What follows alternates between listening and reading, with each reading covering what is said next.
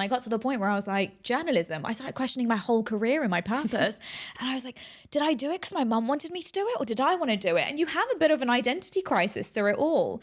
But that just means it's working. Yeah. It's really working. So I isolated my voice completely. And then what I started doing was evaluating the voices around me.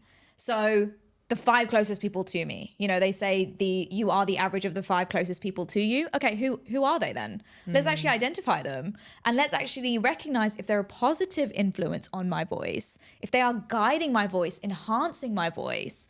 Are they helping it in any way, or are they dimming my voice?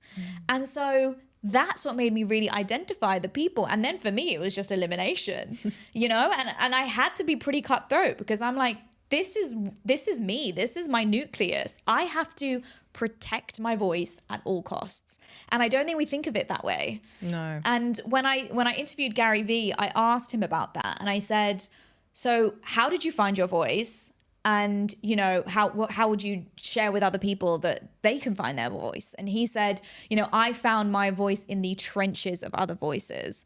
And he said that my mum was such a positive influence on my voice, and I just realized that other people's voices don't matter so much to me, you know. And he completely isolated his voice away from everyone else to identify what it is, and that to me was just like, okay, this guy knows what he's doing. You know, they say never take advice from people who haven't already done it. He's done it. Yeah. Right. And so those 2 things for me was isolating my voice, and then evaluating all the voices around me, and then rebuilding the voices around you. Okay, so who does make you feel good?